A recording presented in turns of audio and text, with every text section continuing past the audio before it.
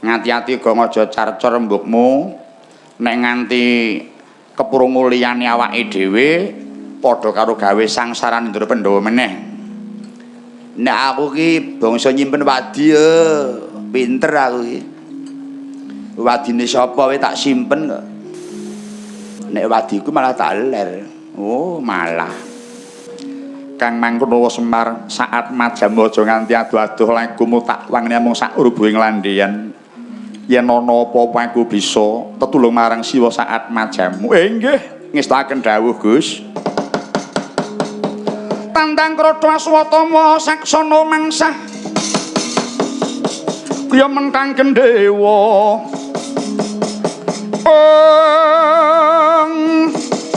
Ngarjiteng kang tahana agung. Wus mopas amumbul. Mupal mulat-mulat miris geger kang ketiban. Pala Pandhawa larut. Wong bubar kang baris parta kinen umangsao. Mring Yudhistira jimapak sang swatameng perang.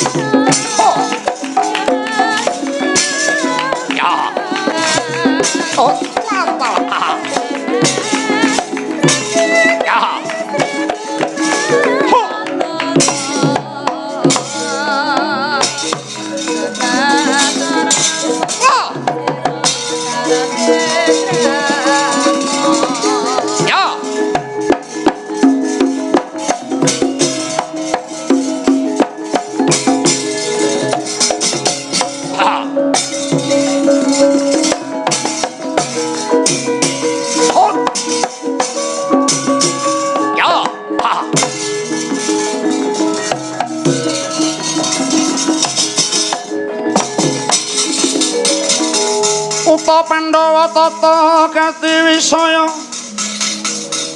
Indra Indriyaksa Sara Maruta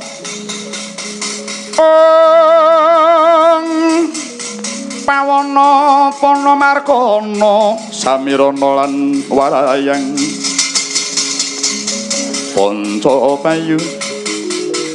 Pancapayu Wisikan Magulingan 5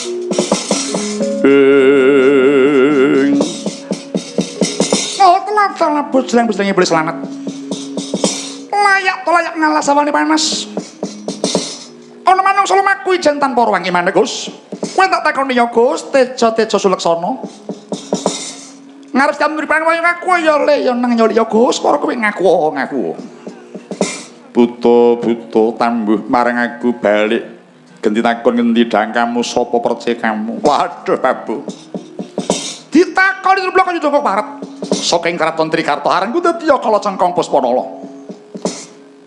Puspanala iya nadyan piye Gus mburi saking Plangkawanti Abimanyu kekasihku Abimanyu ya Angka Wijaya parang setiamu Gus aja tambuh marang lagu Kumara Sumingkira bakal tak gawe liwat kudu bali aweh mbacut ora ora kawar kenteng ora ana janur kuning ndas tolen jengkelek ndak sampar ndak sandung babu arep opo wani marang aku opo kang tak wedeni Kutha Pandhawa tata kanthi wisaya Indriyaksa Sara Maruta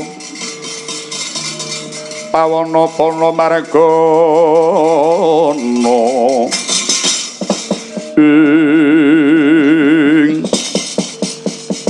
ngati-ati Gus lena pangeramu rangsang putra rontok balemu kowe Gus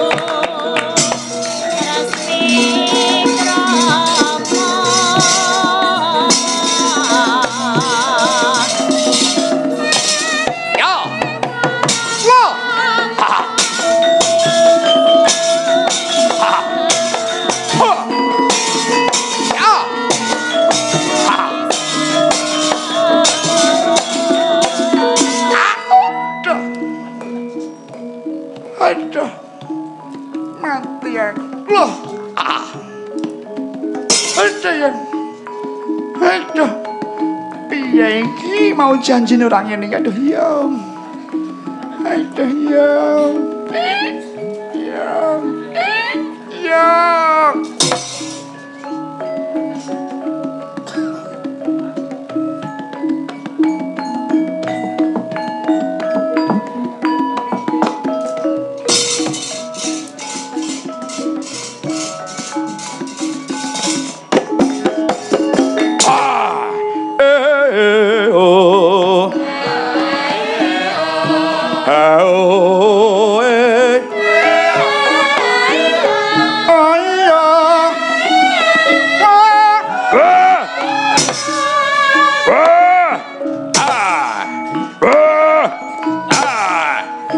Waduh, kancaku mati. Hei!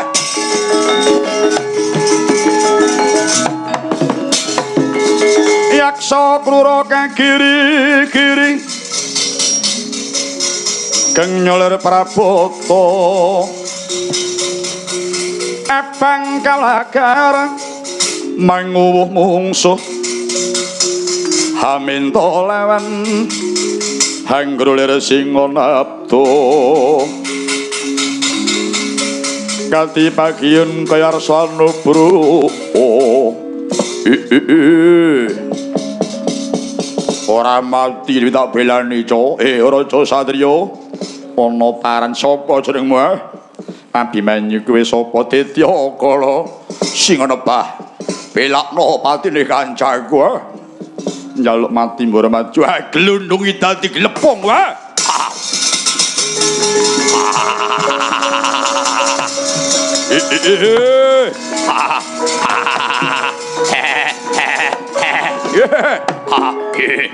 was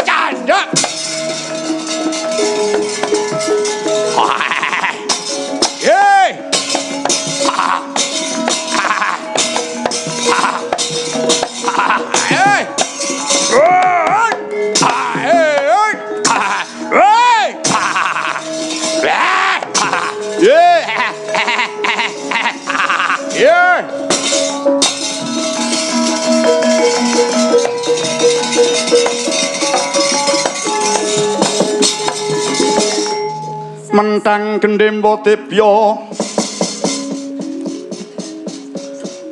pintorinuk mikading kaya kayu kumuning tipeng coco srura rara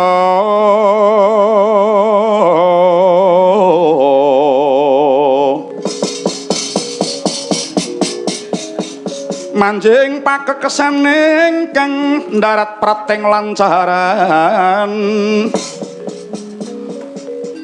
lupas panah tan katon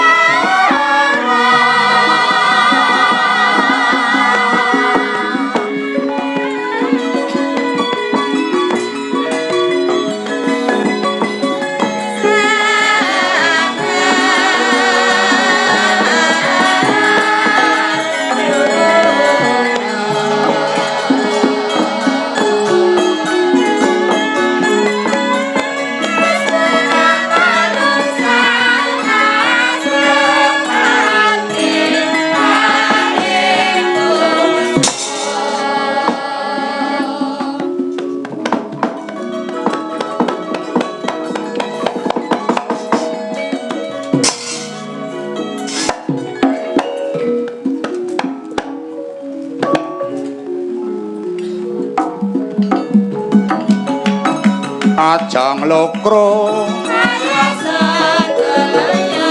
yen ngono yen ngono jagung wae dhuwur nyambut gawe ra cemen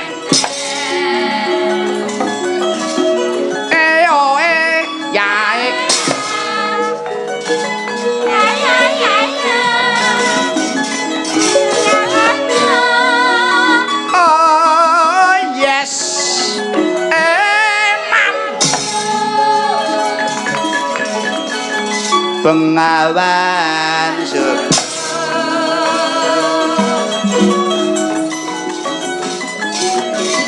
mlaku dhisik gak ngenteni digawe becik ora niten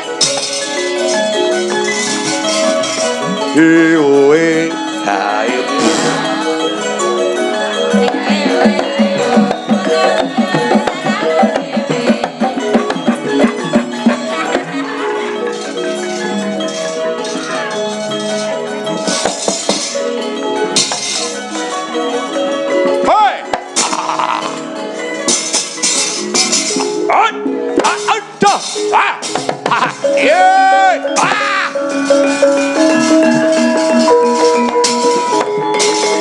Amuk Suramarata Jayamarata mong semenangoh tanding karo Ndara Abimanyu ketaman gaman mung sak godhong paring gletak tanpa njaluk banyu ngendel-ndelke buta mati kok prekewu dadak nutupi rai barang prekewu karo sapa main-main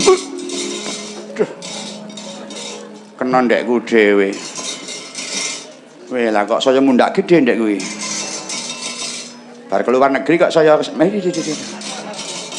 kita oleh glewo temonjo karo sing ngopeni mundak 3 kilo kenyanti Truk arep tak tawake sapa sing gelem aluku ya gegeden kok wih lah kancaku mati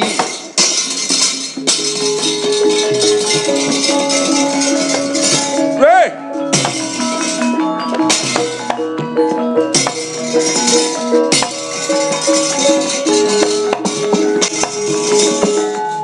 Awa Surabrata Jayabrata Raja Satria Jenewu sapa mamuk dipupuk durung mati tanpa aran Awa Surabrata Jayabrata weh buta galiyuk dengkulmu kuwi ya buta kaya iki kok galiyuk ne ya beda karo adate kok iki mundak dhuwur iki saploke bandulan ki weh rada nduduti.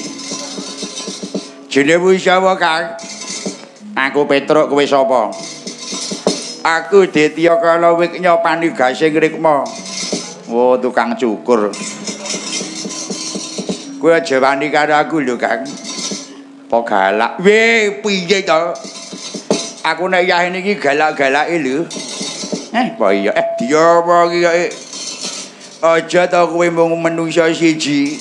Nek wanci yahin iki weh piye? Cakar Margayudan iki sak kuali entek lho. Weh, ngedan iki. Ayo.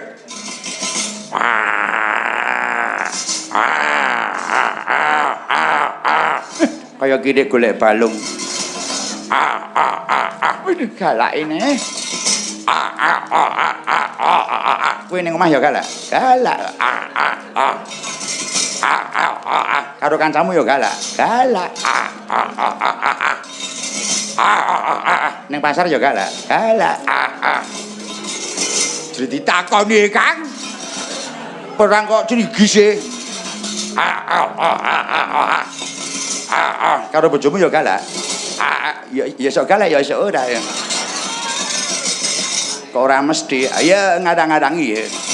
Ya ber setahun sik ya. Iki selapan kok galak ya. Ya ben leren sik. Butuh anggo galak. Kowe iki meneng ae to. Ngrigoni wong nyambut gawe selak ora kuat.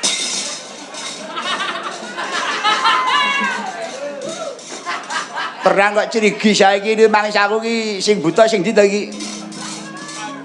Ayo. Tangger wong kereng. Kuwi bendho apa anake bendho kuwi? Wis pokoke gaman. Iki silian kok crigis. Dengaren Bagong iki kok bendone kok saya cilik kok saya susut ki. Ning nadyan cilik iso mateni buta ya wis kurup ndeke Bagong kae mau. Ngletak nganti mlowek. Go mulih. Nggo rabuk cengkeh. Arep mundak wae iki ngregani urung mundak ya wis tiwas. La ilaha illallah.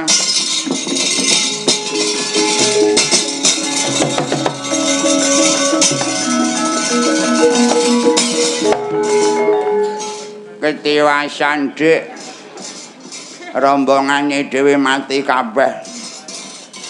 Lah tes pundi to Kamas? Wis ora ana sing urip siji sik. Kotang mundi. Dereng garing. Weh lah keparat.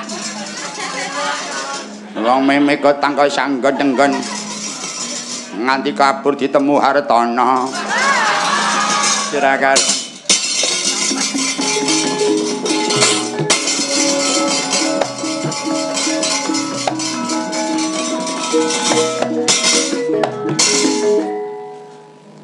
Nalikane roeng dalu wong agung men saset mati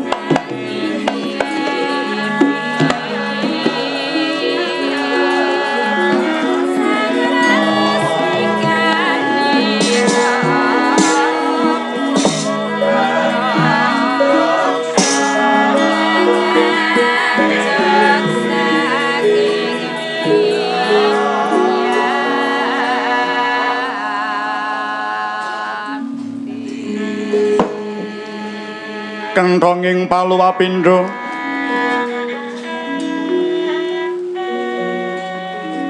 wangsiting kakung karagan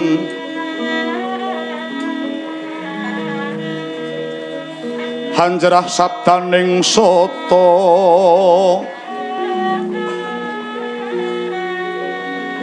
kakuluro asauran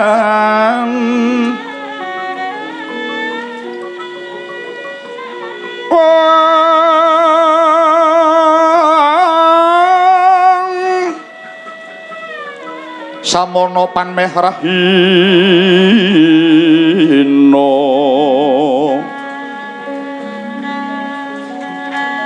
mega pangkaton sumirat wetan soroting haruna lenetraning salirapo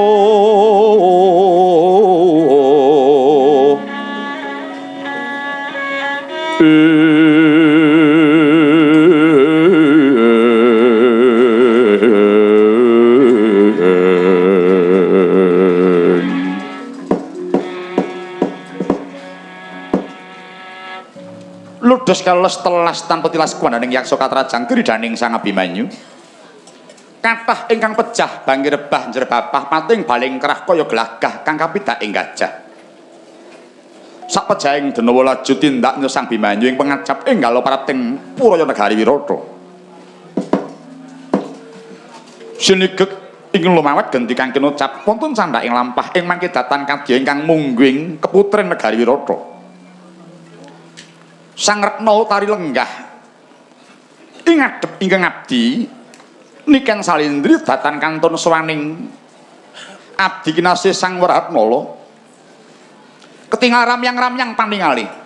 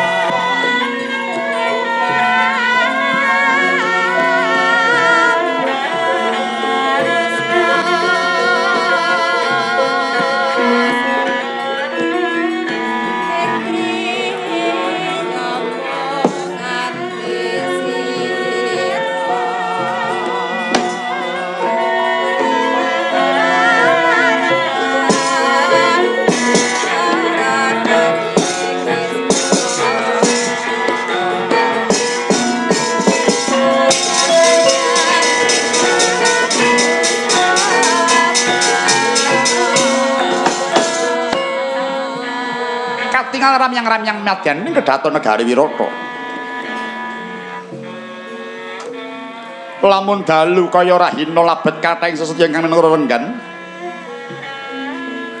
madyan to kathah retna ingkang ketingal sumurti wa semantun tasih kasorang lawan soroting Sang Sekar Kedhaton Negari Wirata.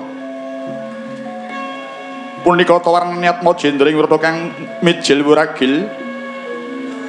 Sesile Sang Rekna Utari. Endaing warni tanun ing ngungkuli panyayah widodari Bathari Purwasinge Jawantah.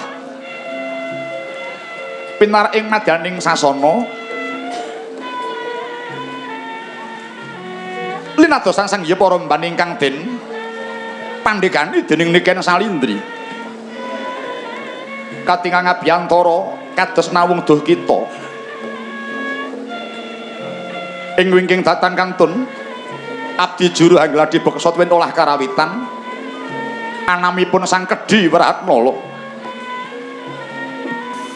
Sawetawis lenggahing Sang Retna Utari arsa ngunandika mangkono kenes kang dados wicarane.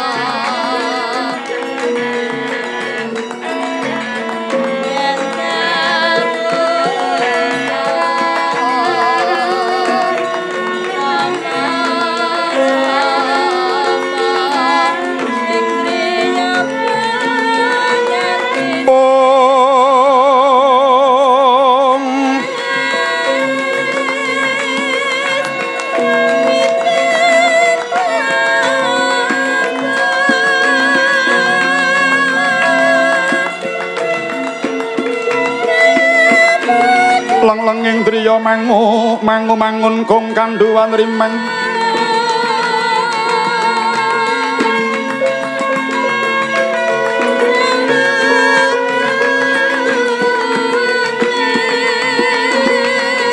lerelena tanpa kanin yen tan tulus mengkutyah utama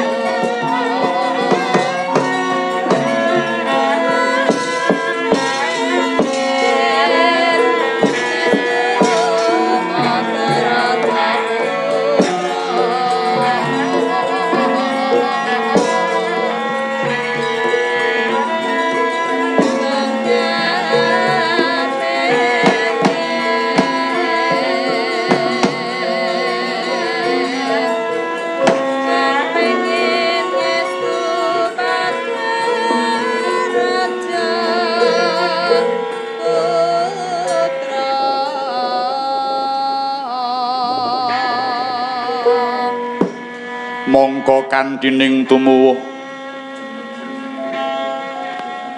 salami mung awas eling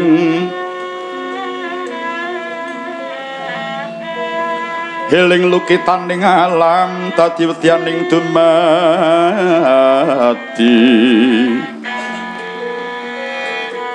Supati neringang sangsaya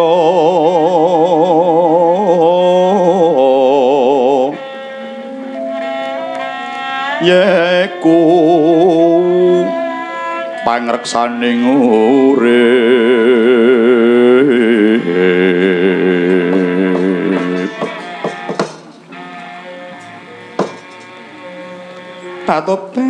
Tobat mengko Salindri kula wonten dawuh Gusti Putri tak sawang kena ngapa ngupul latanmu katone kaya susah atimu Salindri ana apa tepuli matura Salindri kula nuninggih Raden Ayu kaluhuran pangandikanipun Raden Ayu ing mangke kula nembe ngandhang sisah mboten wonten ing kula manah namung kajawi calonipun kula badhe pisah kalian paduka ing selaminipun Raden Ayu Tobat kenapa dadak matur mengkono pisah sebab apa Salindri luput apa marang aku kowe Salindri mugi kawuningan Raden Ayu kula mentas nampi dukanipun ingkang Rama Kangjeng Sinuwuning Wirata kula tinarka dados dak-dakan sedanipun Gusti kula Raden Patih Kencaka mongko kula mboten ngrumaosi namung matur saklugunipun rikala semanten Raden Patih badhe mundhut garwa kaliyan kula prasaja menawi sampun gadah semah arupi gandharwa gangsal cacahipun nanging Raden Patih meksa dhumateng kula badhe nembung kaliyan semah kula temahan nyanggong wonten ing pojok ing beteng negari Wirata kelampahan pinanggih kaliyan semah kula ngantos dados dardah tuwuh Bandayuda wekasanipun Raden Patih Kencaka tumugi ning seda dening semah kula Raden Ayu nanging sinuwun ketingalipun boten menggalih dhumateng atur kawula lajeng ndhawaken pidana ingkang kedah kula kesah saking negara Wirata Raden Ayu ingkang menika Raden Ayu sadangunipun kula suwita paduka mesti kemawon kathah ing reh klepatan hamba mawantu-wantu nyuwun pangapunten kunjuk dhumateng paduka Raden Ayu dalah kula nyuwun pamit karo sampun meh telas inah saking seluring sampun kula tampi Raden Ayu Jahniyahne talaga kadilangit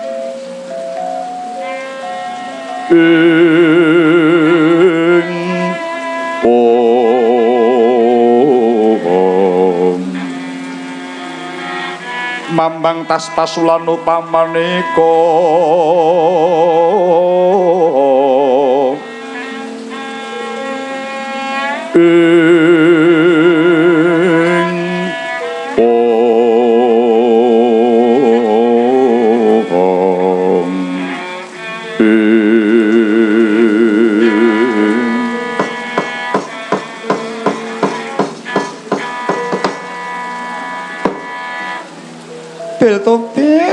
Tobel Salindri kula wonten dawuh lemna pikiranmu dhisik salehna rasamu Salindri kowe mangano dhisik karep ben tentrem atimu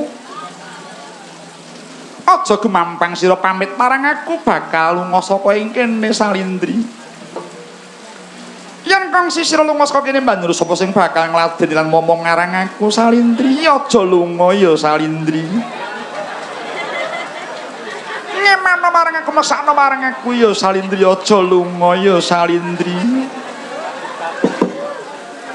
Raden Ayu menawi ngantos kula mboten kesah badhe nampi bebendu saking Kang Rama mboten urung badhe tinigas jangga kula Raden Ayu aja kuwatir ya Salindri Mengko aku sing bakal nanggung lelakonmu, aku kang bakal nyuwunke pangapura marang Kanjeng Rama ya Salindri. Waton kuwi ora lunga. Inggih Kakang Mbok Salindri sampun ngantos kesah mesakaken dhumateng Raden Ayu ingkang momong menika sinten. Raden Ayu sampun nanggel kaliyan kawilujenganipun Kakang Mbok Salindri. Menawi ngantos jengandika kesah sami kaliyan Kakang Mbok Tega kaliyan sugengipun Raden Ayu Utari Kakang Mbok. Tenan ya Salindri aja lunga. Udane deres lho Salindri aja lunga ya. Nun inggih. Pilih Paduka Sumadewi. Nanggel lampahan kula ingin namung derek pareng Paduka Raden Ayu. Seranane wong yen luhung betah lopo kurang guling. Wong eling salah jatmika yen wacana kudu manis.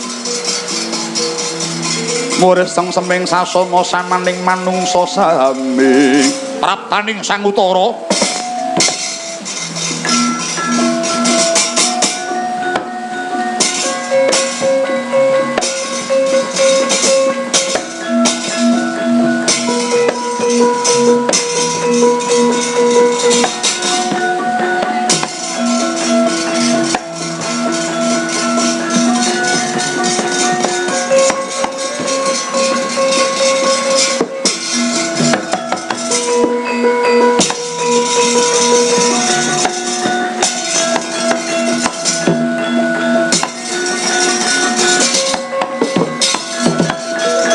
mrih mangsud nari mengkal bubutine kang den bawani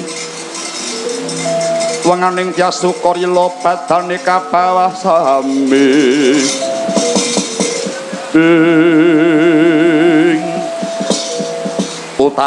Utari pun Kakang Kang Prapta Utari.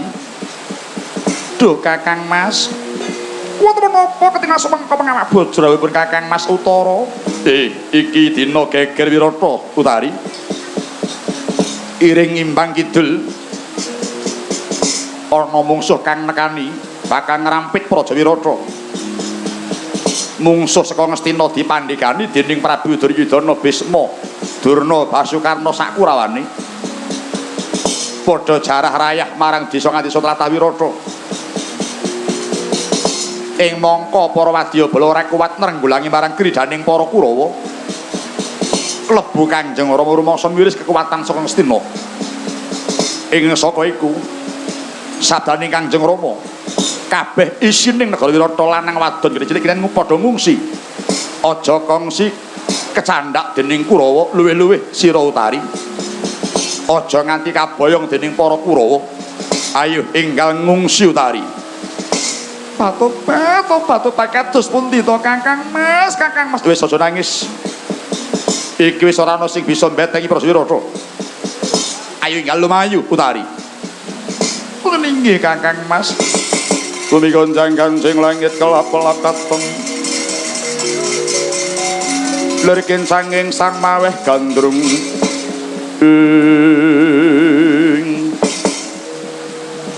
Kula nuwun mangketa Gusti. Lho, Salindri. Kula nyuwun inggih. Durung lunga kowe. Nuwun inggih dereng. Kula ingkang nanggel Kakang Mas sampun ngantos kesah pun Salindri. Arep matur apa? Menawi ngantos Wirata wonten mengsah lajeng sami kesah ngungsi. Kados menapa la ing jana dhumateng Nalendra Wirata saat majanipun. Langkung-langkung paduka Gusti kula Raden Nutara ingkang sampun kaluka dados satriyaning negari. Kinten paduka Raden boten tanggel jawab dhumateng sat isining nagari Wirata. Ketang kados pundi kedah paduka Raden ngadepi dhateng mengsah ketingal dados kusumaning bangsa Raden. Aja nglindur Salindri. Sepira kekuwataning utara. Mung suwe kuwi para kura saka Ngastina dipandhikani dening Prabu Duryudana dhewe. Sapa sing kuat nandhingi marang Prabu Kurupati? Raden, kula emut bilih Wirata wonten kreta pusaka. ingkang tansah dipun pitados dados bebeteng gegaman negari Wirata. Ujaring kathah singa ingkang nitih rata badhe jaya ing palagan. Punapa mboten langkung mranyogi paduka Raden nitih rata pusaka Wirata majeng ing madyaning palugon Raden. Salindri pancen para nyata Wirata ana krita pusaka. Nanging wis kentekan kusir sabab watu lanang wis padha ngungsi. Upama nitih sapa kusire? Menawi paduka Raden kasisan dening kusir Raden tasih wonten abdi paduka ingkang kula kinten sagah minangka kusir paduka Raden. Sapa abdi sapa? Sing ana wadon. Abdi paduka pun werahat nala menika mugi kadhawana dados kusir paduka Raden. Salindri, kowe aja ngimpi. Ratnala kuwi bocah wandu. Sedeng sing lanang wae wedi kok wandu dijokke. Apa dheweke wani ngusiri krita pusaka? Kepareng paduka ndang Raden. Kedhi Ratnala. Kula wonten dawuh. Apa kowe saguh dadi kusir? Bilih kula dipun dawuh inggih sendika ngestakaken dawuh. Lho. Aja waton ngestokake dawuh. Iki krita pusaka. Apa kowe tau dadi kusir? Awon tanpa rumiyin kula nate dados kusir. Kusire sapa?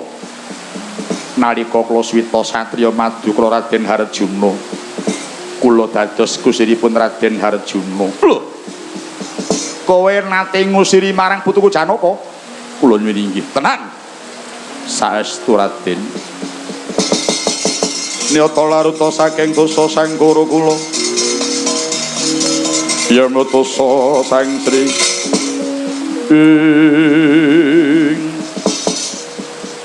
Ratnala, kula wonten dawuh yen kepara nyata aku saged nitih krita waton sira ngusiri marang aku. Sagah dari kita silap menika saged minangkani dhateng sabda paduka Raden Utara.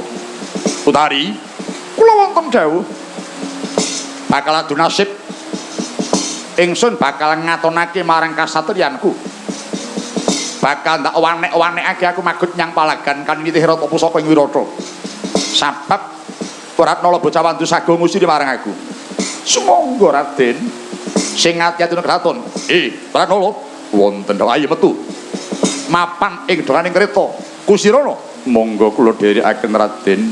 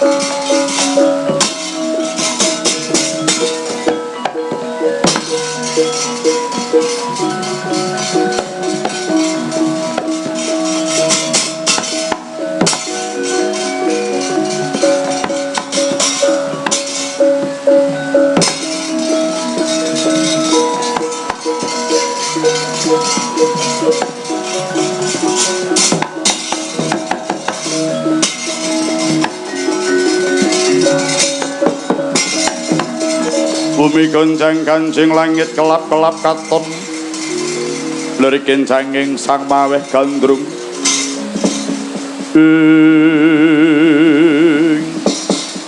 Ratnala kula wonten dawuh ndak todis pisanan meh kowe kuat apa ora ngusir kreta iki ugra wonten sabdanipun paduka Raden mbok bilih kula menika kiyat tenan lho inggih yen ninggal mapan ing pagusiran aku manjing pakedongan monggo kula dherekaken Raden.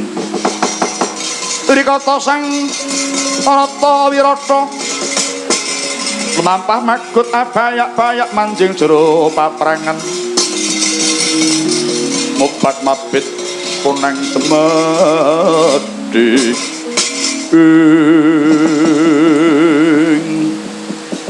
sang utara manjing ing gedhanganing kreta Pratnala manjing ing pakusiran nyandak lising kuda nyembah kaping 3 hanyeblak punang rata mrapat kaya angin lampahing punang rata pusaka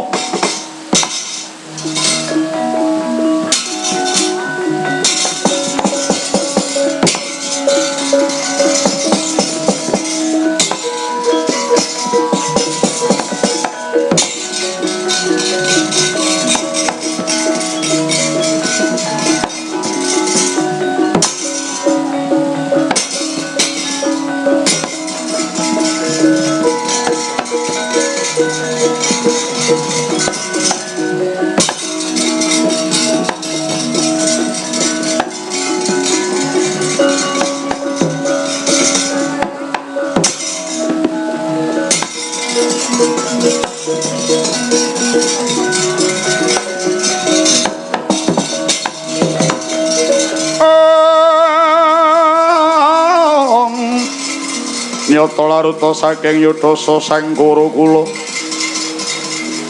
yang ngutusa sang Sri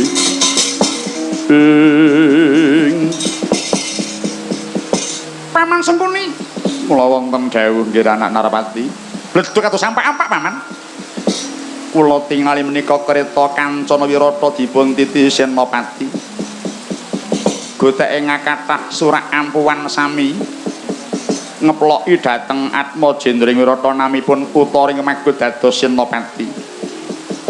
Kusiripun sinten?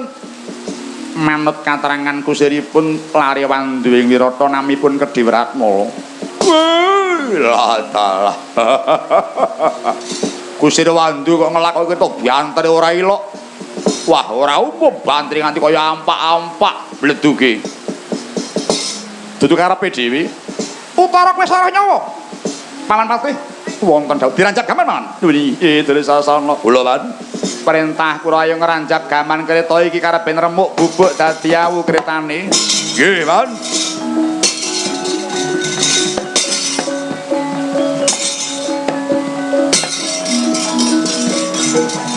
Wadyabala ayo ngerancap kereta iki Wadyabala. Hei.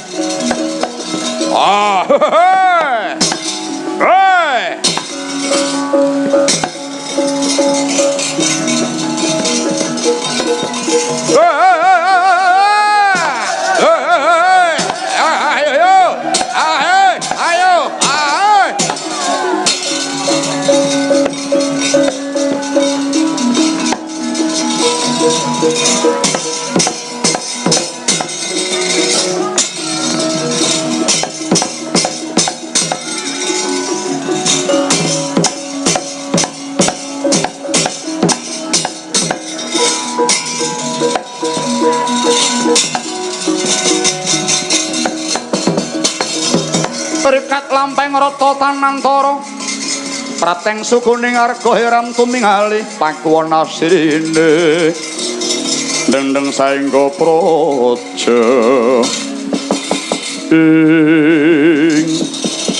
nadyanto gaman kaya udan nempuh marang Rata Wirata pardenipun kusir gigir kemawon boten katingal ngalaki dodopun kusir mandeng marang tengahing paparatan kosok wangsulipun nggih Sang Utara. Bawanipun satriya jiring getih wedi mati. Ora moka bro punang ngriwe medal saking sela selaning wulu. Temah anyep kabeh awaking Sang Utara. Sabab saka wedine miris marangake kekaman ing mangke Sang Utara. Jemangkah saking kedonganing kereta ninggal glanggang cara mlayu mulat Sang Ratna nyandak rikmaning Sang Utara.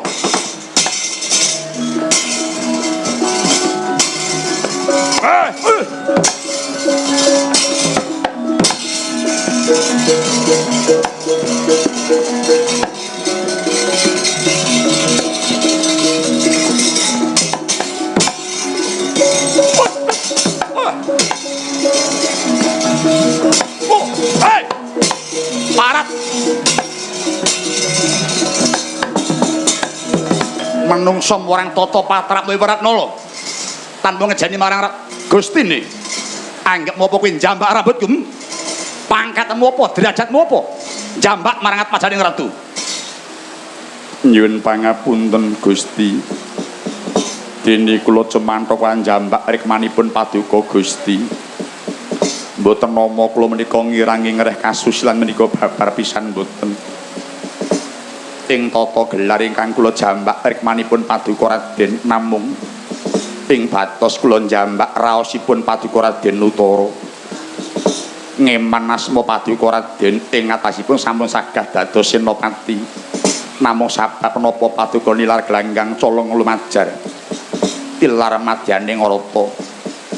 Menika sanes jamak ing satriya utami Raden.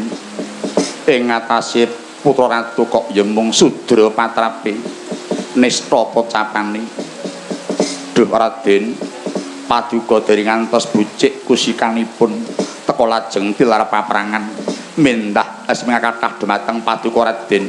Dipun kinten Raden boten anggil dumateng para kawula paduka. Duh Raden, parungisman dhateng asma paduka. Menawi ngantos asma menika tetel badhe awoning slaminipun paduka gesang. Ingkang menika Raden kepeksa kula tindakaken jambak rikmanipun Raden. Belata.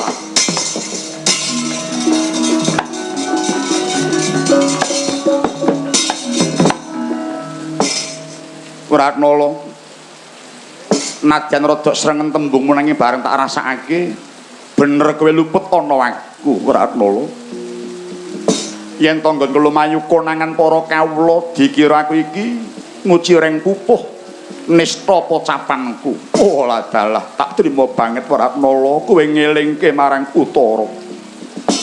Sawise aku eling marang aturmu bares kures bloko suta blakotang terus terang Wiratnala kanggo kowe dhewe ya. Setemene aku iki wedi Wiratnala. Ajrih iya. Sing ora wedi wae kepriye? Sira nyumurupi dhewe nganti singunen aku nyawangake ing gegaman kang tumiba nganti kaya udan deres nempuh marang kreta. Aku nggambarake dhewe nganti kena awakku mendah kaya ngapa tatuning sariraku Wiratnala. Ning kanggo kowe dhewe ya aja tok babarke wong liya, aku pekewuh. Menawi Raden saestu ajrih sak menika dipun walik kemawon kados pundi? Diwalik priye? Kula senopatinipun nuwun sewu Raden dados kusir kula. Kowe aja nika-nika kowe. Merosotke derajate anak ratu. Kowe iki mung wong ngenger, gek bocah wandu kok terus perintah anak ratu kon ngusir iki priye? Nadyan dados kusir sanes kusir pados pangupa jiwa nanging kusiring senopati langkung ngasap pocapanipun. Oh ngono. Inggih. Apa kowe wani? Kula nyuwun pangestu mugi-mugi tuwuh kewanen kula sagah dados senopati. Tenan. Lair batos. Ora goro. Tatawanipun jangga kula Raden. Waduh. Priye? Sampun pekewet. Kula mboten badhe matur sinten-sinten kangge kula piyambak bilih paduka dados kusir kula. Tenan ya. Aja mok kabar-kabarke ya. Aku sago ngusiri kowe ning aja tok koranke ya. Mboten kangge kula piyambak. Kowe ora singune nyawang gaman kae. Lho nggih mboten. Nek nganti mati priye? Kula pecah mboten nista nanging utami pocapan kula krana kula gugur dados kusumaning bangsa. Ngono. Inggih. Oh iya. Yen wis wali tenan, wis tok antep lahir batin. Aku sago musiri kowe. Monggo kula dherekaken kula senopatinipun Raden.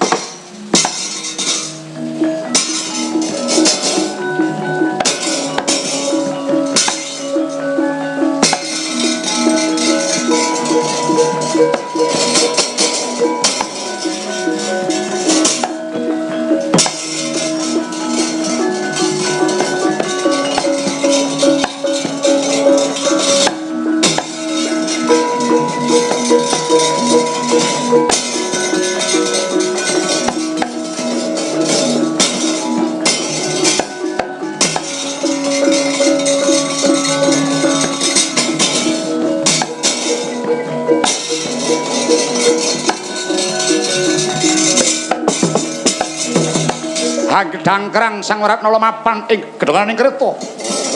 Katingal nyewlangkap ngendhong jemparing Sang Ratnala. Kasaruting Diwangkara ora mantra-mantra bocah wandu. Yayah Sang Hyang Kamajaya Kicalantah. Tuwuh kewanene. Semono saruting Sang Ratnala. Nyata Slewati nangkung.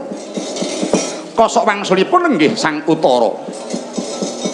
Mapan ing pakusiran bawanipun watak jirih mboten lenggah ing inggil nanging malah ngenggah wonten ing ngandhap amping-ampingan tedheki ngriting wonten ngajeng nyandak lis kuda kanthi nginjen sela-selaning tebeng lampahing ora tomobat mabit tanajek lampahing poneng kuda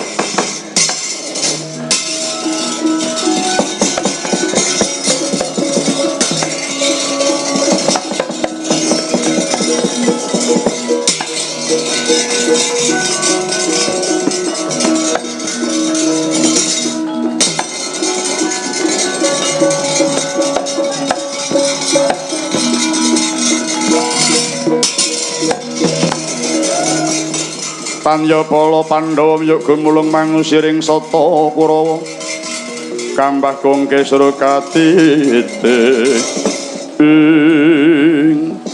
Paman Sengkuni wonten dawuh nggih kandhek lampahing krata lajeng mlampah malih Paman manut katerangan senopatipun gantos nggih lho gantos sinten walian kok nggih kusiripun Putra Wirata senopatipun Lariwandu walah dalah bosen urip bocah wandu rancap gaman iki rancap gaman nggih Kurawa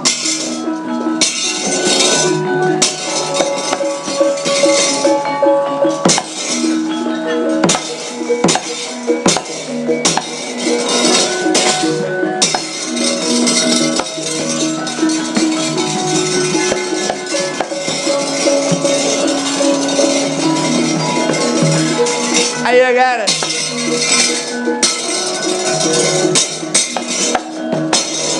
woi woi hoi ayo Kurawa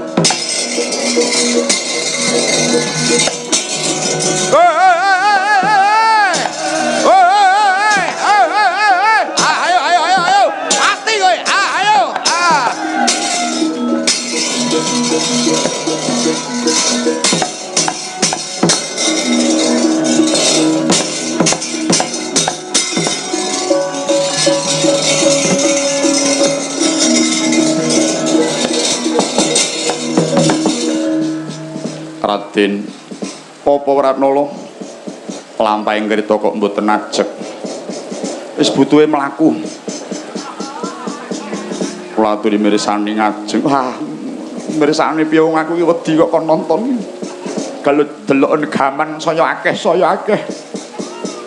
wah kepiye kok aku gelem dadi kusir iki kepiye iki mau mongko kusir iki manggone ana ngarep upama kena ya malah ngarep dhisik timbang mburi priye iki Raden sampun ngantos miris kula suwun kritanipun mugi dipun nenggokaken mlampah tumuju wonten kidul wetan menika lho kok kon ngenggokke tumuju nyang kidul wetan arep nyanti wong Gusti diperintah kok ndadak oh iya dienggokke lho niki kowe wedi mboten lah sebab apa wonten wigatos Ayo kudu manutku sing diperintah kok dadak kok kan. Oh, iya tak enggone.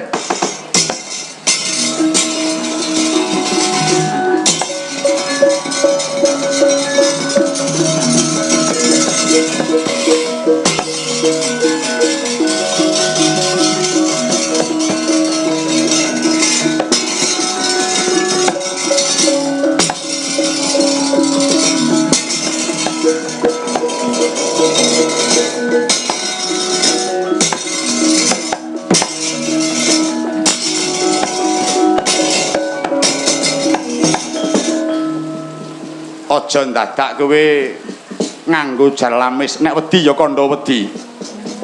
Kok kereta kon ngenggokke ngidul ngetan terus mandek sak ngareping wit danian ki karepmu priye?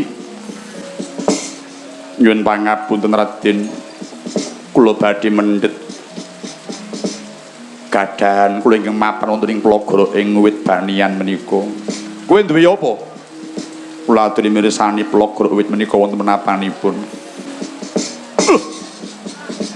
Pocongan inggih bocah iki piye iki kok malah saya medeni aku ki priye aku ki aja medeni karo pocongan kaya ngene kowe iki aja malah kula nyuwun tulung ngopo kula aturi mundhutaken pocongan menika wah saya edan kowe iki saya mbubrahke nalarku wong wis nyawangi wedi kok malah kon jupuk iki priye kula nyuwun tulung mboten menapa-menapa. Wah, wis ketanggor awakku iki. Aku metu toyane diterke kok malah njupuk pocongan. Monggo kula aturi mundhutaken. Ah, ya abot dadi kusir diperintah ya kudu manut tak jepuke pocongan iki siapa iki?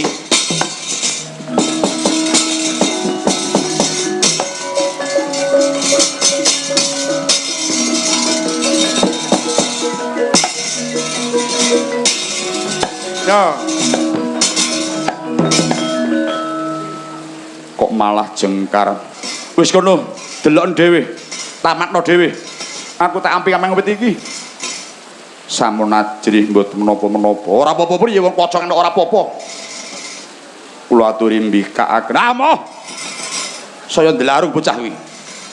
Alakon bukake menawi mboten ngrasa mbikak kula mboten majeng dados senopati. Menawi kersa kula sagah dados beteng negari Wirata. Wah. Kowe iki malah jane arep nyengkake umurku kowe iki. Sida ora mati tuwa awakku iki.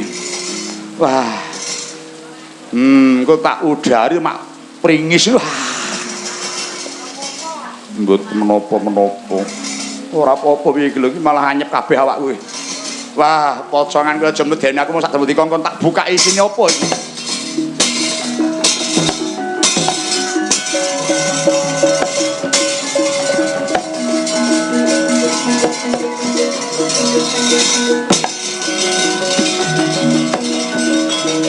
Oh.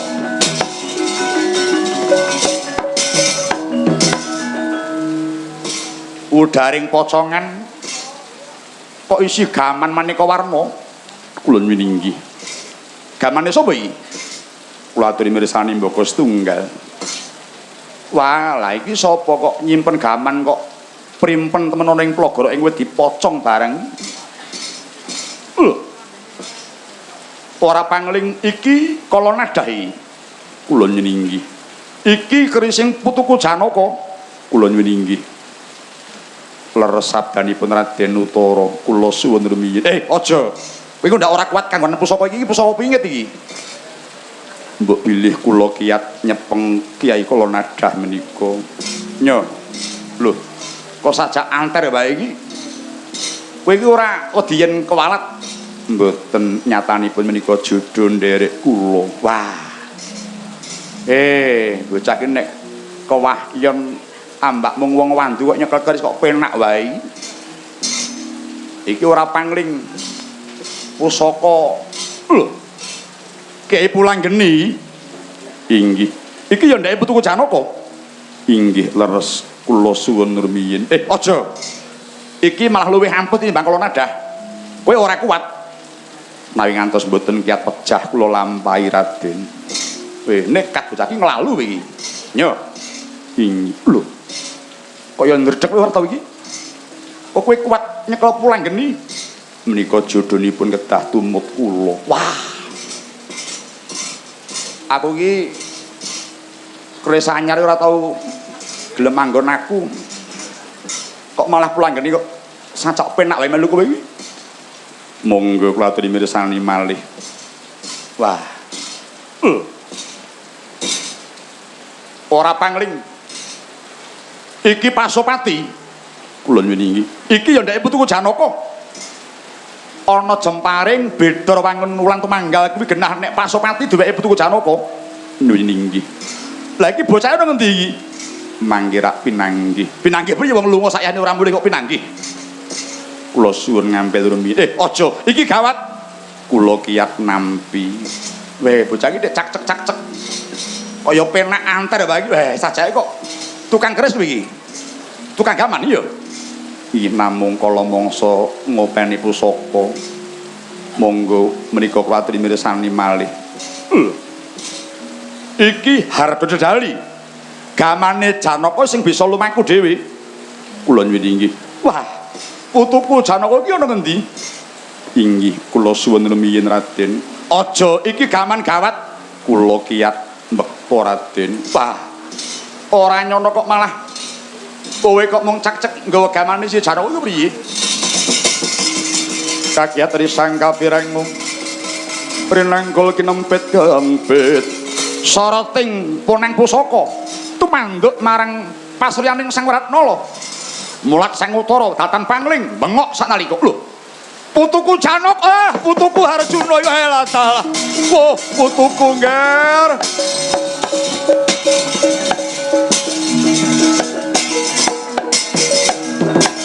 Oh, Janaka kok bisa temen kowe nggawe-nggawekke pikirane pun eyang.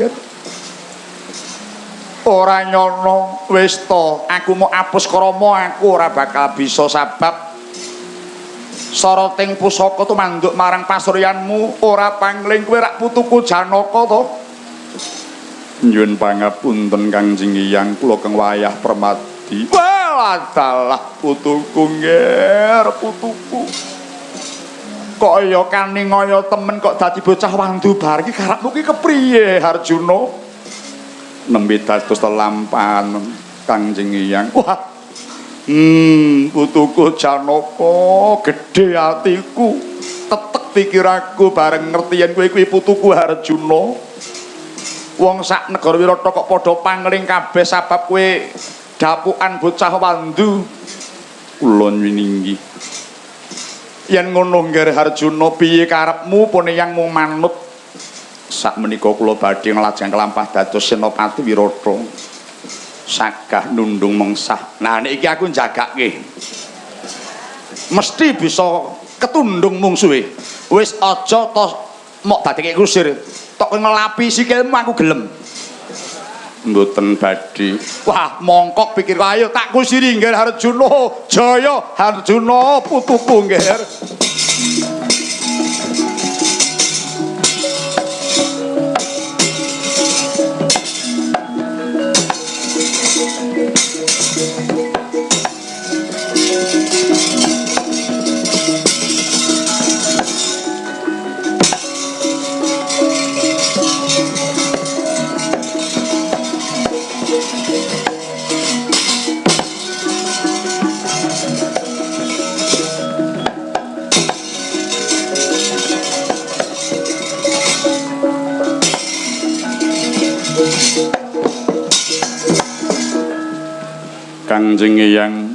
Kangjeng Hyang ngetal kandha kula keng wayah Harjuna ngaturaken sembah sungkem kunjuk paduka lumantar pusaka Pasopati kula aturi nampi Kangjeng Hyang.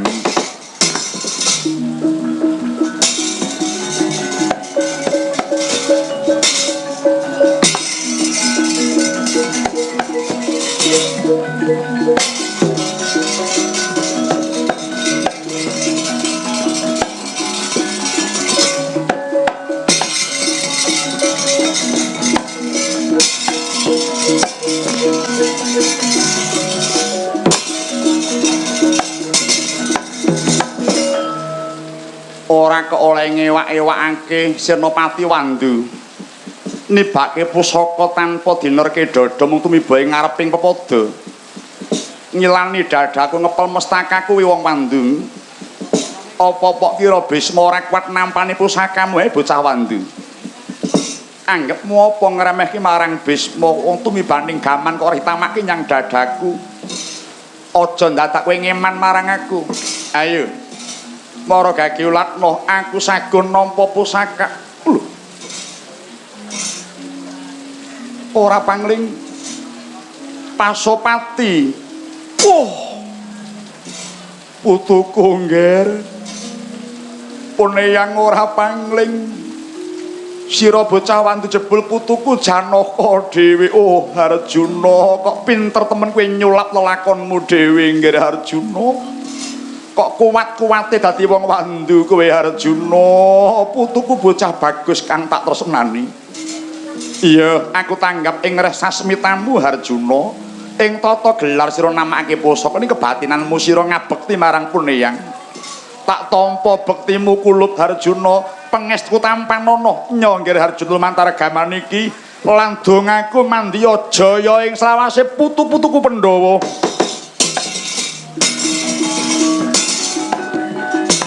pun kaki kundur yang ngetakondho nggih Harjuna putuku nggih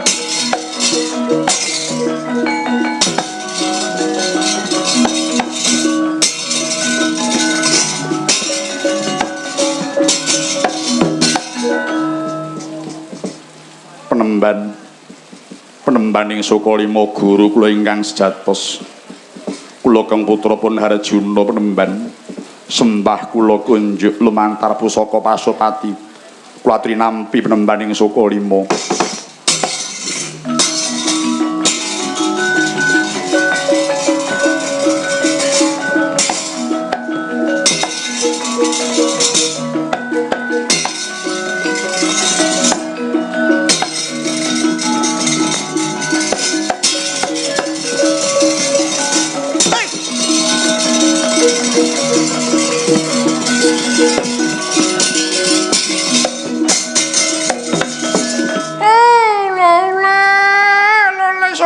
Somorante bocah Wandu ora tatanan nibake gamen kok diwalik nyenyet tumido nyanggon selopku nganti melacat selopku lole mongko anyar lho iki gak urung sah lole gawe cotoku kowe ngilangi karo rega iki aduh nganti nglicap nyelani dadaku ngepel mestakaku kowe dikira aku wong apa iki ora tau perjun Maharata Sekti Mantraguna iki guru Pandhawa tukang manah kuwi jagone Durna kuwi anggepmu apa kowe manah kok diwalik ngenyek aku kowe aku ora tau malik parat marah-marahi aku lole keranjingan kowe wong Wandu. Tadana pusaka iki lho. Loh. Gak pangling aku. Pusaka beda wong nuwun tumanggal. Oh, iki Pasopati, duweke anakku. Oh, anakku nger, anakku ora nyono jebul kowe anakku lanang dhewe Paidi. Oh, lone, lah kok dadi wong Wandu bareng karepe kepiye to kuwi? Pokoke bisa-bisane mimba bocah Wandu to, Paidi. Layak to layak kok. Dilat-dilat ta iki. Cah Wandu. Oh, lapang iki Pasopati ndake anakku Janaka wis aku diapusi ora iso iki gamane cah nata dening ratan iki. Oh, tak tampa ya ngger kowe ngabekti karo bapak lumantar pusaka iki ya ngger. Aku ora apa-apa. Wis selapku cacat sih ora apa-apa wis. Regane silarang nyawane anakku siswa sing kinasih. Oh, lole mula kok pirang-pirang dina ora kuliah iki tibake. Dadi cah Wandu tak kowe. Jare KKN kok. Tibake KKN. Oh iya yang tak tampa. Nyapeng estuku tampen ana jaya salami anakku jam Pandhawa kabeh.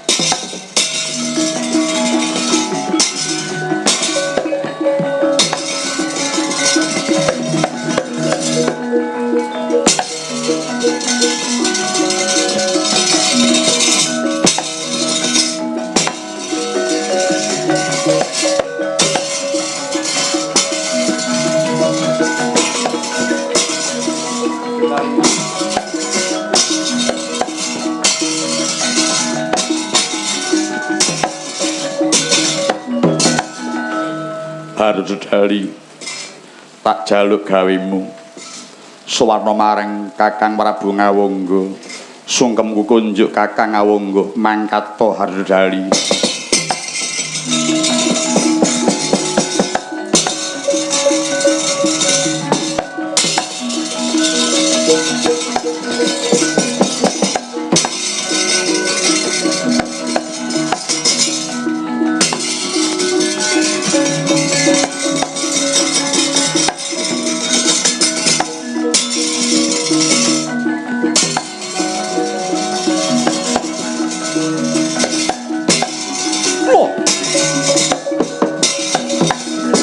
Wah, ngece wong Wandu. Nebake gaman besok mlaku dhewe. Wah, lah tok kira aku gumun aku. Wah, ora Dik gaman kok sopan men to iki, Dik. Mlaku dhewe terus sungkem ning pepadaning anak Narpati Ngawangga. Wah. Gaman kok genep men tata kramane kok ngerti gawean bocah iki. Menika pusaka menapa nggih? Kula badhe ningali paman. Inggih. Lho. Mara ndangek. Maju mrene. Edia. Wah, iki ndeke sapa dikapak-kapaki kok manut ta iki. Jan. Ora umum. Diperintah kok manut. Lho. Dedali. Wah, Yayi Janaka. Wah, dalah.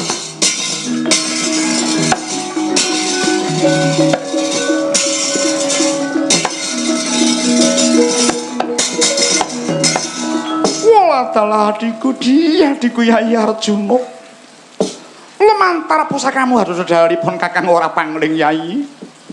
Jebul bocah Wandu kuwi Yayi Arjuna. Oh, Dedali. Tak tampa bektining Gustimu ya Dedali. Nyata yen adikku isih urip diayomi dening pangeran. Harus Dedali. Baliya tak tampa bektining adikku Arjuna. Pangestuku tumuni aturna ya Dedali. Oh, adikku Janaka, cetak tresnane wis timbul Yayi. Yayi Janaka Jaya ing salaminya Yayi. Lah salah. Lah iki Janaka wis timbul. Konangan oleh singitan jebul negara Wirata. Mongko gedheping setahun mung kari kurang seprapat jam. Tetepke cetha yen konangan. Kurawa Janaka timbul ayo dikeroyok dipateni Pandhawa iki Kurawa.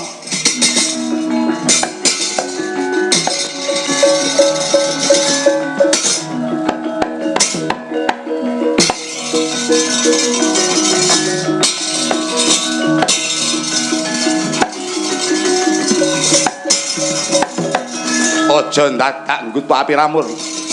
Kowe Permadi, aja wong Wandu. Pancen tak andhem ya konangan delikmu. Wis pungkasan nglakon. Pungkasan apa durung pungkas? Kelakon sritring aku mati kowe Janaka tentang ning Tirtana.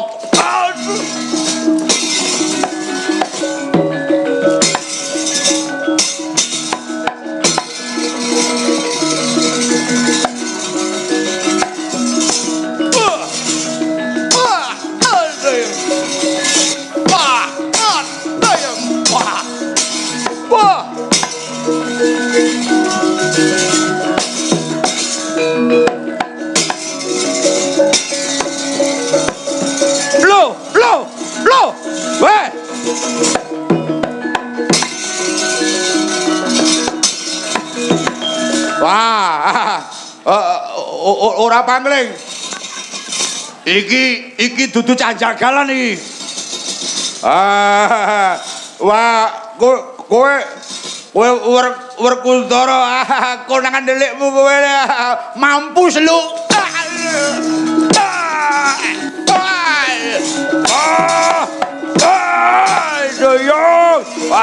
Yo. Woi.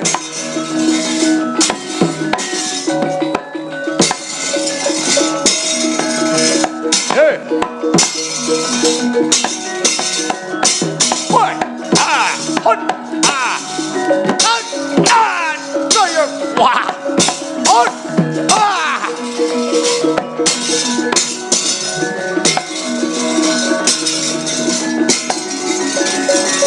Maksara Marata Jaya Marata. Ayo mati kowe.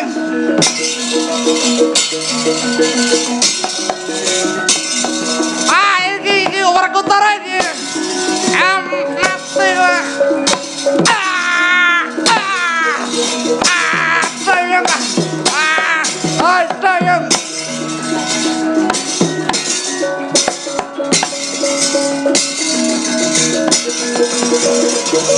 Wah.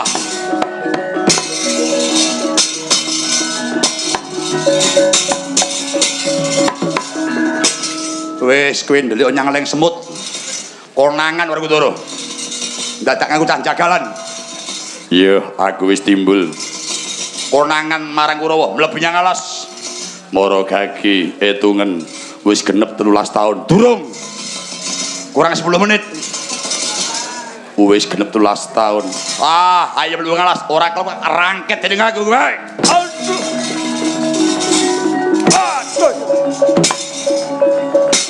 Wah. Ya.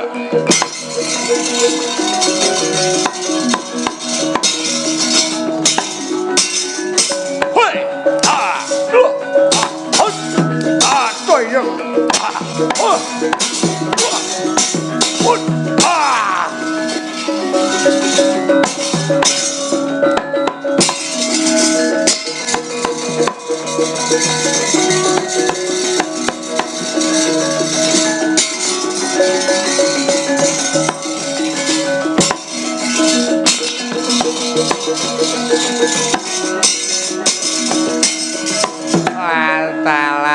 Kene Kurasita ngukup ngamarta selawase.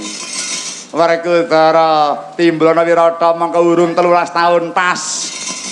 Dina iki kowe kudu mlebu nyang jero. Iki sing gawe gendro.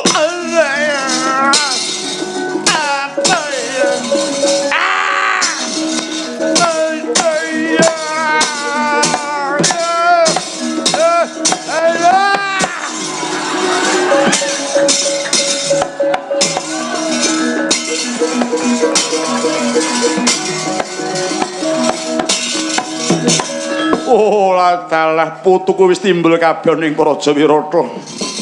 Nadyan to aku nyimpen ning selak ora kuat kudu matur Kanjeng Rama. Aja dadi ati munggir Janaka, kepeksa aku matur Kanjeng Rama. Rama menika kewayah Janaka Kanjeng Rama.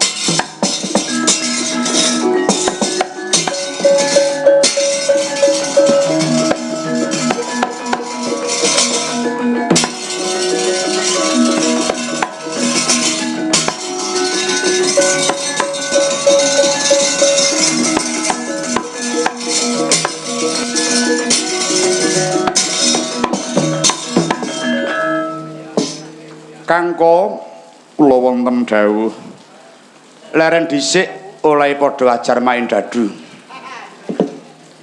Wonten dawuh menapa sinuwun? Kowe krungu pawarta apa?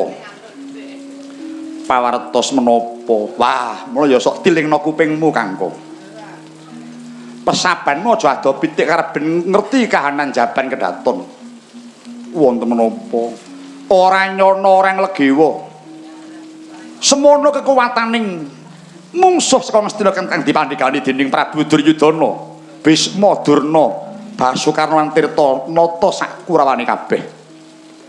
Kabeh padha miris nrenggulangi klebu jeneng ingsun ewadene mrucut saka ing gendongan luput saka kudangan paribasane nyolong pethek. Gustimu Utara kang durung sepira umure kok semono kewanene Kangko. wani ngadepi musuh kepara bisa nundung marang para Kurawa Kangko.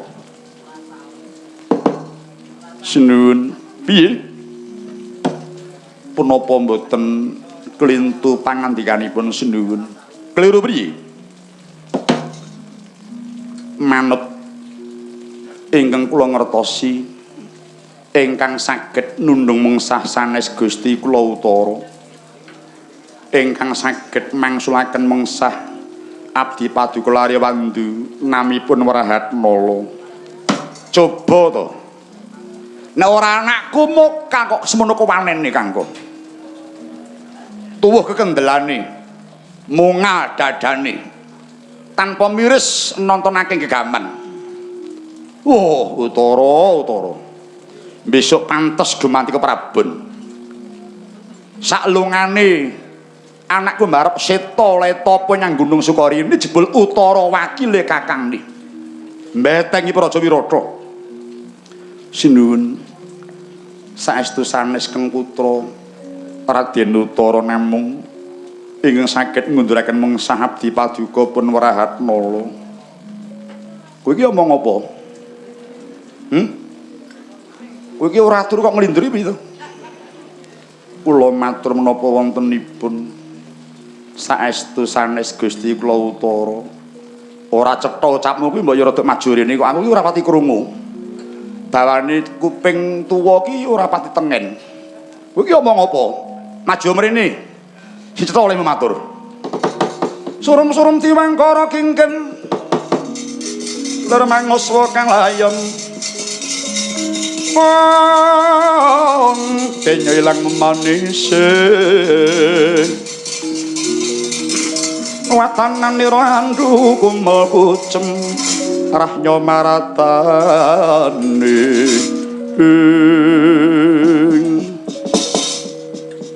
mara kaki balenono kowe iki matur apa sinuwun mugi kawuningan ingkang saged ngunduraken mengsah sanes Gusti kula utara namung abdi paduka pun Warahatnala utara Warahatnala Gusti mangkono Sang Prabu Mangsapati njer bapak abrit wedanane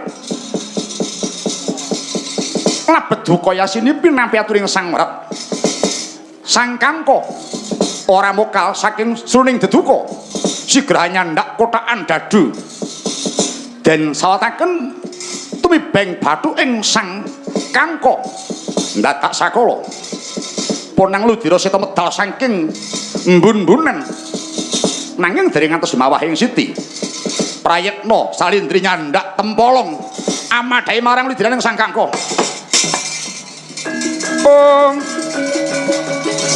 Menungso ora tata anggap apa kowe ngremehke marang anak lanang. Kowe ngebotke bocah wadon timbang anak lanang. Iki ganjaran kotakan dadu iki tantang. Kakang.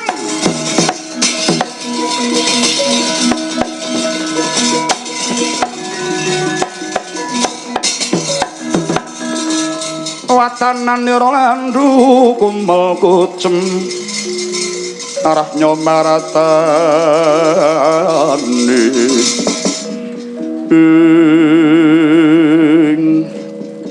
anggep-anggepan kowe ora ngrumang selita ayomi uripmu tak caket marang pasuwitanmu kowe ngremehke marang atmajaning ratu kowe ngebet marang Bocah Wandu kuwi rasakno Kakang kados pundi dene paduka mboten nrimah kemawon mugi paduka hemet pilih Kakang kalian kula nembe ngengker wonten negara Wirata. Yayi tak lakonane pancen kudu mengkin lakoning pun Kakang. Apa wis jamane apa kepriye to Yayi wong temen kok diarani goroh yang ditemeni malah ora percaya yang digoroi kok malah nggugu Yayi. Mongko pun Kakang lahir batin ngaturake apa anane namung wekasanipun cingandika Kakang lajeng ndawahaken ludira wis salindri sumingkira dinelok ing akeh malah kurang prayoga. Cara wong adang amung kurang sak sumuban Salindri. Mboten Kakang, kula ngeman dhateng paduka Kakang Kangko. Tak sandangi dhewe Salindri. Yen pinujung nglakoni lelakon ora bisa tulung tinulung kudu bisa ngreksa marang keslametane dhewe-dhewe Salindri. Salindri, kula wonten dawuh. Anggepmu apa kowe celandanya ndak tempolong madai getihe si Kangko? Cetone kowe terus marang si Kangko. Sing perintah sapa? Duh sinuwun. Nyuwun pangapunten ketang anggen kula ngeman dumateng Kawilujengan Negari Wirata. Kula kuwatos menawi ngantos ludiranipun Kakang Kangko dumawah ing Cirambah. Tertamtu badhe rebah Negari Wirata sinuwun. Lho. Kuwi saya ngilani dadaku iki. Ajeng getih sepira? Kuwi beti tukang pasar. Kok ucapmu iso mbedahke Brata Wirata? Saestu kula ingkang sowan Kanjeng Rama.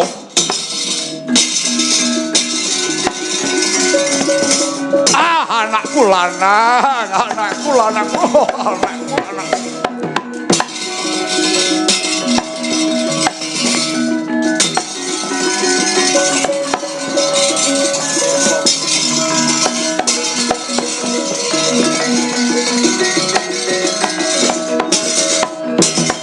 Anak anung anindita mikul dhuwur mendem jero nyembuh asmaning wong tuwa kowe ya Utara.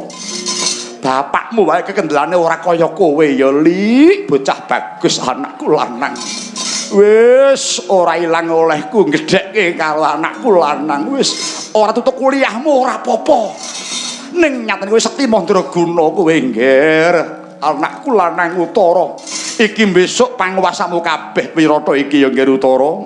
Inggih matur sembah nuwun Kanjeng Rama. Waduh anakku lanang ya mung sira sing dadi wakilipun bapa kuat, makilipun bapa kuat nggentenipun bapa ya Ngger.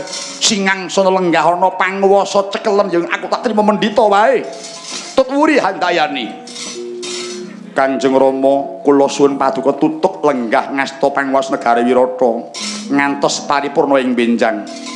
Kula dereng paja-paja remen dados Narendra. Ning ora. Wis dadi waton praja yen Sudarma Gemantinata anak sing kudu nggenteni. Inggih, kula keparing matur. Piye? Piye caramu nundung musuh piye, Nggih? Tumuli aturna. Inggih, kula kelampan ngadepi dhateng para kura nitih krita pusaka. Wah, kuwi dayaning krita pusaka. Nyembuh kadigdayanmu, Nggih. Kawula nok-non. Kathahing pusaka kados Jawah deres ora maidu. Akeh ing kura pancen semono. Luwih-luwih Begawan Durna kuwi duwe neraca bala, durung Basukarna, durung Bisma. Wis Satriya Maharata. Ning kok kowe menang karo Satriya Maharata, anakku lanang. Kowe bebanteng ing negara Wirata ya Ngger Utara. Kula nyuwun inggih, kelamesan sami salang tunjang plajenging para kura. Mesti wae wong sing nandhingi anakku lanang kok. Kawula nok-non. Mugi kawuningan piye. Caramu namake gaman priye? Salugune pring saged mangsulaken kura menika. Lah iya ora kowe to. Wah, pancen wah wis temonjo duwe anak Utara. Duwe anak Seta malah minggat ora pamit malah nyang Sukarini. Tapa ora sangka ya mung entek-entekke dhuwit. Tanpa temonjo. Utari ya ngono jerjang-jangan karo wong liya wae. Wah. Si temonjo saseke ya mung kowe kok, Nggih. Kanjeng piye. Mugi keparing sarantos sing penggalih ingkang saged mangsulaken sanes kang putrapun Utara. Lah ya kuwi to. Coba to kok semono ampuhmu sanes kula. Sanes kula. Aja nyentak to. Karo wong tuwa kok ngusui. Rama mboten mirengaken sanes kula ingkang nundung mengsah. Lah terus iki saged nundung mengsah abdi paduka pun werahat nolo. Wah, keparingi padha wae. Rama.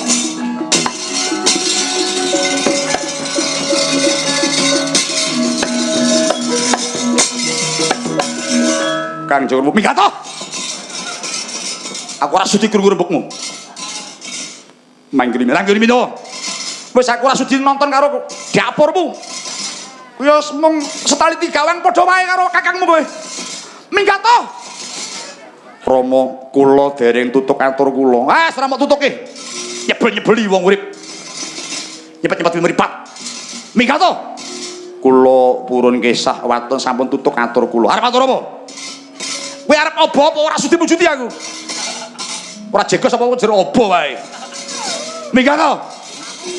Iki wong entek-entekke kas iki. Mangke rumiyin. Sanadyan menika wujud lare wandu sanes sakbaning tiyang wandu Kangjeng Rama. Lah saya nglindur kowe iki. Wong wis wandu kok dudu sakbane wandu terus diarani apa? Sak ngisore wandu ki apa? Sanes lare wandu menika kang wayah piyambak. Kowe aja nglindur tak pathak watu raimu. Aku ora duwe putu wandu. Menika kang wayah piyambak putu kula Janaka. Sapa? Kang wayah Arjuna. Janaka. Inggih putuku Janaka.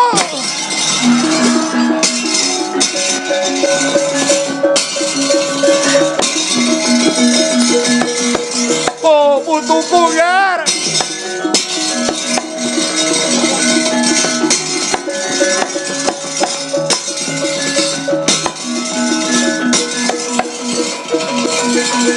Wah, salah putuku yer. Buyutku bocah bagus, buyutku bocah sikit Arjuna. Kok bisa-bisane kowe dadi bocah wandu to, Nger? Eyang sungkem kula mugi kunjuk. Iya tak tampa. Waduh, kowe ndawake umurku sembahmu tak tampa kanthi lahir batin Arjuna. Jebul sira kang bisa nundung mungsuh. Sampun dipun biyantu Kangjeng Hyang Utara kula mboten kelampan nundung. Aja gedhekke karo bocah sing elek iki. Wis ora ning gawe napa-apa kuwi iku ya mung wayang tambahan kuwi. Wis aja dirembuk kuwi wis ora kuat kuwi. Inggih labet anggen kula netepi wajib dados saking negari. Paripaksa kula kedah tumandang nundung mengsah. Ingkang menika Kangjeng Hyang mugi paduka tansah ngayomi dhumateng Kang Wayah Arjuna. Wah, lha upama biyen ngerti Janaka ora tak dadekke tukang gladi kerawitan karo beksa. Wah, mula kok bocah wandu kok joget kok apik men luwes temen. Tabuhane kok apa-apa iso. Tabuhan loro iso ngrebab ya pinter. Wah, ngendang ya kebukane ya ampuh. Wah, nyiter kecekane ya wah,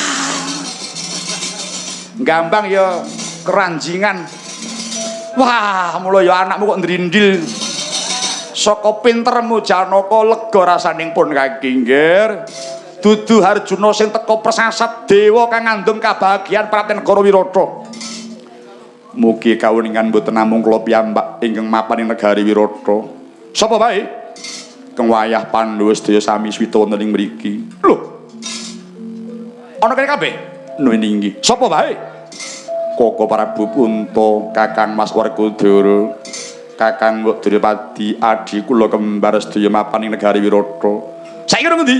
Sampun ngempal wonten ing pendhap. Waduh, buyutku Nger, buyutku.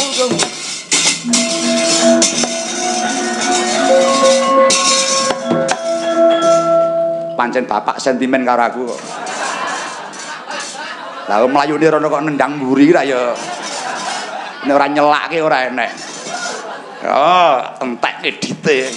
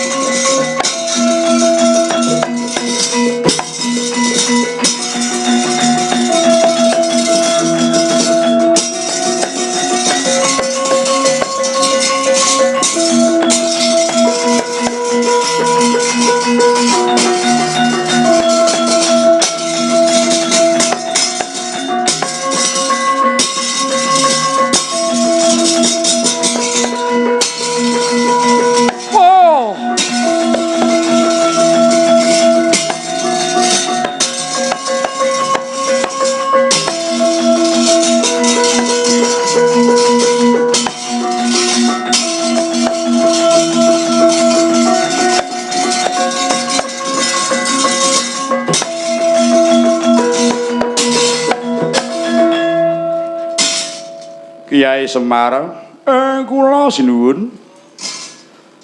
Iki njero apa piwalesku nyang para buyutku Pandhawa.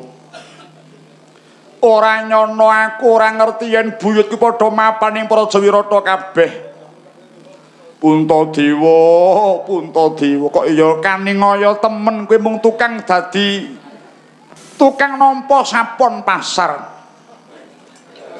Pangkatmu tandha. Mula kok jaring aku tau ngladeni Ratu Ngamarta, Puntadewa ngladeni Sesukan Dadu jebul putuku dhewe. Kangjeng Hyang kula ngaturaken pangabekti. Iya. Puntadewa, aku kumen nggih. Aku pidananen. Agung rumangsani dak siya karo buyutku. Tak pathak kotakan dadu kena bathuke. Nganti mancur Salindri teka nggawa tempolong madhai getihe jebul Drupadi sing dadi Salindri iki mau. Wah. Drupadi semono bektimu nyang wong lanang. Gelem rekoso sabak melabuhi nyang wong lanang pantes kanggo patuwadaning para ibu. Dahat bekti nyang sipating kakung Drupadi. Aku njaluk pangapura ya Nini, aku nundung kowe ya Nduk Cahayu. Ora mokal yen kencaka nganti gandrung kapilang jebul pancen ya Salindri iki Drupadi ya ora aneh angger irung doh gandrung. Ora dandan iki kok ngowahke pikiran. Saya nek dandan wah ora sobong omah calon lanang kuwi. Werkudara kakekku apa? Aku njaluk pangapura ya nggih. Aku sing matur nuwun kakekku ngayomi marang uripku sak sedulur. Kok ya bisa-bisamu kowe sapa jagalan to nggih. Nglumpukke balung-balung sapi, mblehi sapi, dadi anake walakas barang. Mula kok ya mokal ing ngatasé mung sak anak jagal kok iso mbentengi praja. Mateni Susarma Ratu kang ngampuh nundung kura jebul buyutku Werkudara. Iya pancen lagi dadi lelakon. Drupadi kula Kangjeng Hyang pun Hyang mundhut pangapura ya nggih. Nuwun dawuh sami-sami Kangjeng Hyang. Nang kula Sedewa nuwun kula. Wah kowe ya saya meneh. Nang kula tok rewangi dadi cah sudra. Kowe gelem tak paringi gawean ngopeni jaran. Golek suket nglumpukke dedak kanggo makani jaran jebul nang kula. Esuk tangi turu wis ngeroki jaran. Sak nggoyange pisan jebul kowe nggih. Nun inggih dados lamaan kok Kangjeng ya. Wah, wis nek ora kowe ora nek sing kuat nglakoni. Sedewa wonten dawuh. Wah, kowe ya semono uga nggih. Suwita ana ing Wirata jeneng Dama Granti. Kakangmu jeneng Tripala. Sedewa kowe tak wani pegawean ora gelem ana praja malah ana desa angon bebek. Ngetutke lakuning bebek jering lu sindok entitan ae. Urung metu bareng cerita. Enteni. Nganti klimis drijimu. Oh, Sedewa. Kaya bisa-bisamu nglakoni ngetutke karo bebek. Nuwun inggih dados lampahan Kangjeng Hyang. Wah, iya. Janaka ya semono uga dadi bocah wandu. Lho, sapa iki? Kula Kangjeng Hyang menika anak kula. Sapa? Wayah paduka pun Abimanyu. Abimanyu? Inggih. Teka kene. Kula madosi pepundhen kula Kangjeng Hyang. Walah dalah, anak sing bekti nyang wong tuwa. Ora negake nyang wong tuwane. Aku ya tau dadi kaya bapakmu kuwi nggih Abimanyu. Tau lungane anakku ora tau goleki aku. Aku mulih dhewe. Wah, Abimanyu. Sumusul wong tuamu kula nyininggi. Harjuna wonten dawuh. Gandeng aku ngrumangsani gedhe labaning para Pandhawa negara Wirata. Kang saka iku Wirata sak wutuhe tak pasrahke nyang Pandhawa, aku trima nemplek uripku nyang Pandhawa. aku trimo ngreksa wae lan Janaka utari anakku wadon muridmu tak paringi kowe ngger peken bojo Janaka. Nyuwun pangapunten Kangjeng Eyang.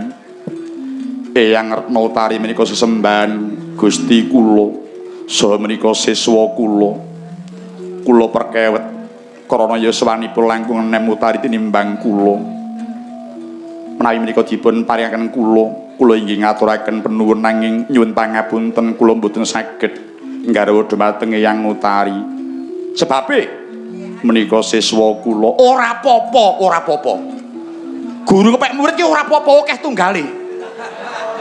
Wis to aja dadak perkewuh. Ora apa-apa.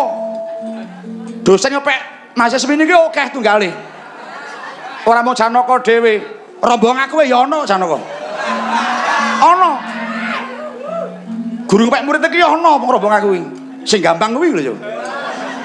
Dewe iki ra murite to kuwi. Mula terus jenenge siswa dikrama wong wis jeneng tuwa.